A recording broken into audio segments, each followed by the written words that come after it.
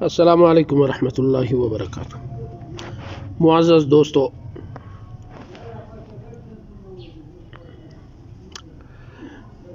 علم میراث اور دورہ علم میراث کے سبق نمبر 10 سے آج ہم شروع کریں گے اور اسی کے حوالے سے میں آپ سے مخاطب ہوں۔ تو سب سے پہلے یہ کہ عبارت کی نشاندہی، عبارت باب معرفت الفروض و مستحقها، اس باب کے تحت ہم ذوی الفروض کے احوال پڑھ چکے ہیں، ان میں سے اب اور اب الاب یعنی اب اور جد صحیح، ان کے حالات مکمل اور امثلہ بھی پڑھ چکے ہیں۔ آج انشاءاللہ ہم پڑھیں گے احوال اخل و اختل یعنی ماں شریک بین بائی، ماں شریک بین بائی، آج ان کے حالات ہم پڑھیں گے۔ لیکن حالات پڑھنے سے پہلے ہم عبارت اور عبارت کا ترجمہ کریں گے، پھر اس کے بعد سبق کا خلاصہ، پھر وہ خلاصہ جو ہے اپنے سبق کے ساتھ منطبق اور فٹ کرتے رہیں گے۔ بسم اللہ الرحمن الرحیم۔ مکتبہ رحمانیہ کے حوالے سے تو صفحہ نمبر 7 ہے، اور بشرا کے حوالے سے بھی آپ تھوڑی سی تتبع اور تلاش کر کے عبارت تک پہنچ جائیے۔ عبارت یہ ہے کہ وَأَمَّا لِأَوْلَادِ الْأُمِّ فَأَحْوَالٌ ثَلَاثٌ السُّدُسُ لِلْوَاحِدِ وَالثُّلُثُ لِلْإِثْنَيْنِ فَصَاعِدًا ذُكُورُهُمْ وَإِنَاثُهُمْ فِي الْقِسْمَةِ وَالِاسْتِحْقَاقِ سَوَاءٌ وَيَسْقُطُونَ بِالْوَلَدِ وَوَلَدِ الْإِبْنِ وَإِنْ سَفَلَ أَوْ سَفُلَ وَبِالْأَبِّ وَالْجَدِّ بِالْاتِّفَاقِ۔ یہاں تک آج ہم سبق پڑھیں گے اور اس کا مفہوم بھی انشاءاللہ سمجھنے کی کوشش کرتے رہیں گے۔ عبارت کا ترجمہ یہ ہے وَأَمَّا لِأَوْلَادِ الْأُمِّ، اور ہرچہ ماں کے اولاد کے لیے میت کے ترکے میں یعنی میت کے ماں شریک بین بھائیوں کے لیے فَأَحْوَالٌ ثَلَاثٌ، ان کے لیے 3 حصے ہیں۔ ان 3 میں سے 2 میں مال ملے گا اور 1 میں محروم رہیں گے۔ نمبر 1 السدس، 1 میں سدس ملتا ہے، للواحد اگر ماں شریک بین بھائی ان میں سے کوئی ایک ہو، والثلث اور ان کو مال کا 2/3 ملے گا، 1/3 للاثنین اگر وہ 1 سے زیادہ ہو، 2 ہو، فصاعداً یا 2 سے زیادہ ہو، 4 ہو، 5 ہو، ماں شریک بین بھائی۔ ذکورہم و اناثہم، ماں شریک بین بھائیوں میں سے جو مذکر ہے، و اناثہم اور ان میں سے جو مؤنث ہے، فی القسمتی تقسیم میں، والاستحقاقی اور مستحق ہونے میں، سواء وہ سارے برابر ہیں۔ ایسے نہیں کہ جو بھائی ہے ان کو زیادہ اور جو بہن ہے ان کو کم، یا جو بہن ہے ان کو زیادہ جو بھائی ہے ان کو کم، نہیں، یہاں پر سارا برابری والا حساب ہے۔ وَيَسْقُطُونَ، اور یہی ماں شریک بین بھائی جو ہے تیسری حالت ہے، یہ لوگ ترکے سے ساقط ہو جاتے ہیں، یعنی ترکے کے وارث نہیں بنتے بلکہ اس سے گر جاتے ہیں میراث کی استحقاق سے، بالولدی میت کی اولاد سے، وولد الابن اور میت کی بیٹے یعنی میت کے بیٹے کی بیٹے کی اولاد سے، یعنی اس کا نسلی اولاد ہو، نسبی ہو۔ 2 وَإِنْ سَفُلَ، اگرچہ یہ سلسلہ بہت نیچے تک کیوں نہ جائے لیکن میت کا اولاد ہو تو پھر ماں شریک بین بھائی میت کے وہ میراث سے محروم ہو گئے، ایک تو اولاد سے اور اولاد کے اولاد سے، اور دوسرا کس سے محروم ہو جاتے ہیں، وَبِالْأَبِّ وَالْجَدِّ بِالْاتِّفَاقِ، اور میت کا باپ اور میت کا دادا۔ اسی طرح وَإِنْ سَفُلَ، اگر یہ موجود ہو اور زندہ ہو تو ان دونوں کی وجہ سے، ان دونوں میں سے کسی ایک کی وجہ سے، میت کا اولاد ہو یا اولاد کا اولاد ہو یا میت کا باپ دادا میں سے کوئی ایک ہو، تو ان کی وجہ سے ماں شریک بین بھائی محروم بن جاتے ہیں۔ یہ ٹوٹل 3 حالتیں، 1 سدس، نمبر 2 ثلث، نمبر 3 محروم۔ لیکن یہ ایک ترتیب سے مصنف صاحب نے جس طرح لکھا تھا اسی طرح میں نے آپ کے سامنے عرض کر دیا۔ اب اس عبارت کو آپ تفصیل سے سمجھنے کی کوشش کیجیے۔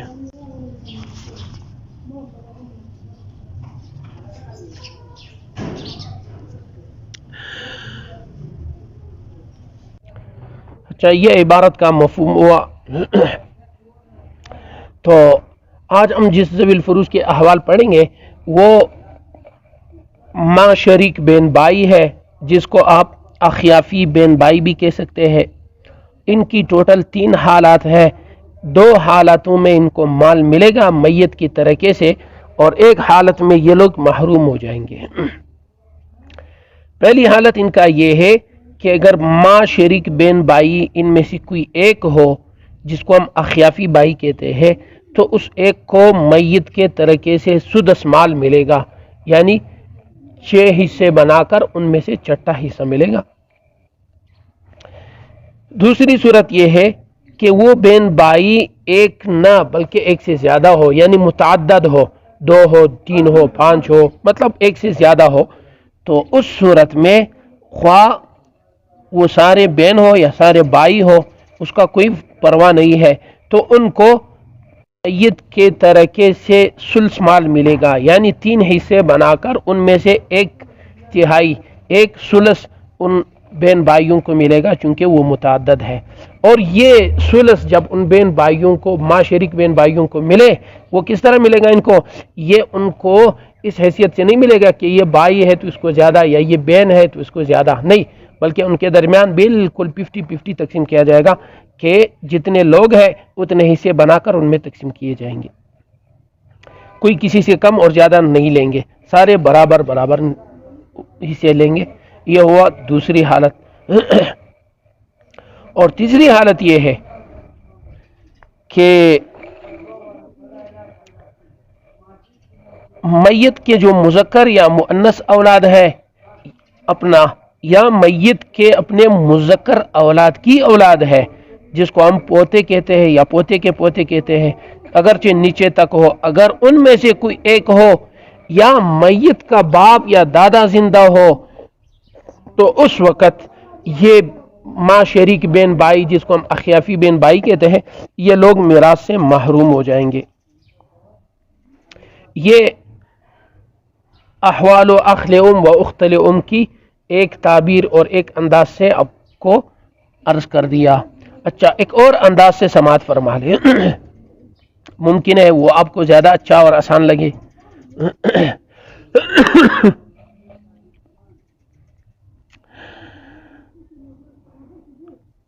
وہ یہ ہے کہ مرنے والا مر گیا، اب اس مرنے والے نے اپنے ماں شریک بین بھائیوں کو چھوڑا ہی ہے۔ اب آگے ہم سوال کریں گے کہ مرنے والے کے 2 خاندان، نمبر 1 اس کے اصول مذکر قریباً کانا او بعیداً۔ اصول مذکر مطلب یہ ہے کہ اس کے اوپر والا خاندان، میت کا باپ دادا، اس کی بات کر رہا ہے، قریباً کانا او بعیداً، چاہے وہ پاس ہو میت کے رشتے میں یا اس سے دور ہو رشتے میں، لیکن ہے تو اسی کا خاندان۔ صرف مذکر، اصول مؤنث نہیں، اوپر والے خاندان میں۔ اور دوسرا خاندان فروع مطلق، یعنی میت سے جو پیدا شدہ نسل ہے اس کی صرف اصول مذکر نہیں، بلکہ اس میں فروع مطلق، خواہ وہ مذکر اولاد ہو مؤنث اولاد ہو، اور وہ اولاد مذکر ہو مؤنث ہو، یا قریب ہو میت سے یا بعید ہو، وہ تھوڑے ہو یا زیادہ ہو، اگر ان 2 خاندانوں میں سے دونوں یا دونوں میں سے کوئی ایک اگر زندہ ہو اور حیات ہو، تو ماں شریک بین بائی جو میت کے ہے وہ میت کے میراث سے محروم ہو گئے۔ یہ پہلی حالت ہو گئی۔ یہ بہترین تعبیر مجھے زیادہ اچھی لگ رہی ہے، آپ دوبارہ اس کو سن سکتے ہیں کہ مرنے والا مر گیا، اس نے اپنے بہن بھائیوں کو، لیکن ماں شریک بہن بھائی، اخیافی بھائی اور اخیافی بہن کو چھوڑا ہی ہے۔ ابھی آگے ہم سوال کریں گے کہ میت کے اپنے خاندان، اصول مذکر مطلب میت کے باپ دادا، دادی نہیں، باپ دادا، یہ سلسلہ، ان میں سے کوئی ایک حیات ہے، زندہ ہے، یا میت کے فروع مطلق، فروع مطلب جو میت سے پیدا ہو چکے ہیں، وہ نسل، وہ اولاد، ان میں سے فروع مطلق، لیکن اس میں پھر مذکر کی شرط نہیں ہے، مذکر کی شرط صرف اصول میں ہے، فروع میں نہیں ہے، ان میں سے کوئی ایک حیات ہے یا بہت ہے، مطلب میت کا اپنا بیٹا ہے یا میت کی بیٹی ہے، اگر یہ نہیں ہے پھر میت کے بیٹے کا بیٹا ہو، اگر وہ نہیں ہے تو میت کے بیٹے کے بیٹے کے بیٹے کا بیٹا ہو، اس طرح ہو تو ان دونوں میں سے یعنی اصول مذکر اور فروع مطلق میں سے دونوں یا ان میں سے کوئی ایک اگر زندہ ہو تو ماں شریک بہن بھائی میراث سے محروم ہو گئے. پہلی حالت گزر گئی.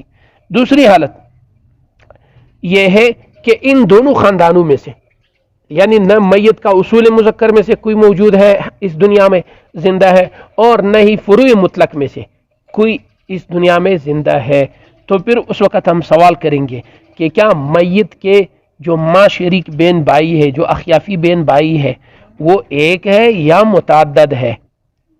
متعدد پھر 2 سے لے کر جہاں تک بھی ہو.